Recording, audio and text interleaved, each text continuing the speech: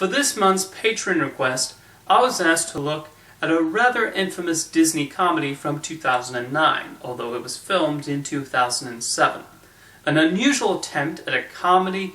This does not work in the slightest. It's called Old Dogs. How this project come to fruition? Well, my theory is that Disney had this script lying around. Walt Becker had just directed Wild Hogs, which was a fairly successful film for the studio. They put two and two together and decided to offer him this film. And they somehow managed to wrangle in John Travolta and Robin Williams to do it. The result is an unfunny mess that's really just a series of scenes so desperate to get laughs out of the audience. According to the How Did This Get Made podcast, this was originally intended as an R-rated film to be released on the Touchstone, and such a cut indeed exists. Because the whole thing really does feel like a bunch of assorted sequences cobbled together. The film even opens with John Travolta telling a group of Japanese businessmen the backstory of how Robin Williams ended up marrying and having a one-night stand with Kelly Preston's character, just so we're up to speed when she comes in shortly afterwards. However, it feels like those flashbacks were supposed to comprise most of the first act, rather than serve merely as exposition. The editing in Old Dogs is really odd, because they will do these awkward quick cuts. One gag is even repeated 3 times. Why? I have no idea. The contrivances in this thinly written plot are massive.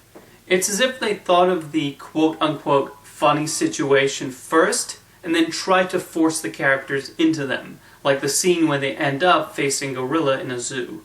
You know that scene we get in these sorts of movies where the main character says something out of anger about somebody and then turns around and sees them there?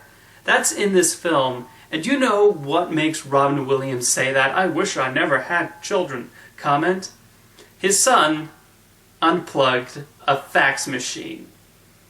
Oh no! I haven't even mentioned yet the wasted cameos from the likes of Dax Shepard, Justin Long, Matt Dillon, Luis Guzman, Amy Sedaris, and in his final film role, Bernie Mac. Every time they showed up, I thought to myself, why are you here? Was the paycheck that good? The score is also beyond irritating. It goes all goofy for the comedic scenes, and the violins start coming out for the dramatic scenes as they try hard to push our emotions in the most cloying way possible. I expect better from John Debney.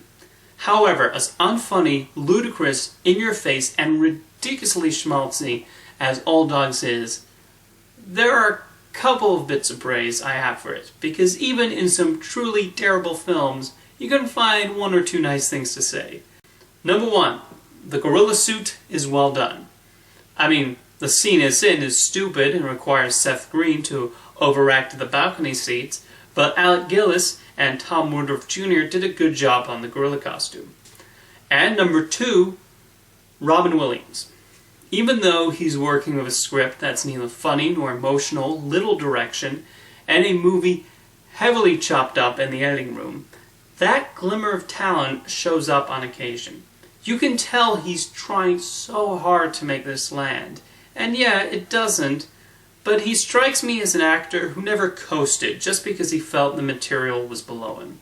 And as overly syrupy and forced as the dramatic scenes and as obvious as the dialogue is, and even though those violins are begging you to shed a tear, through it all, what Williams' character is saying does feel genuine. And it's all because Robin Williams clearly believes what he's saying. That's one of the reasons a lot of us will miss him. However, the beauty of being an actor is even when you're gone, your characters remain. We can still watch Mrs. Doubtfire and Good Morning Vietnam and Aladdin and Dead Poets Society and his other great films and remember what a truly great actor he was, even in complete schlock like Old Dogs. See you next time.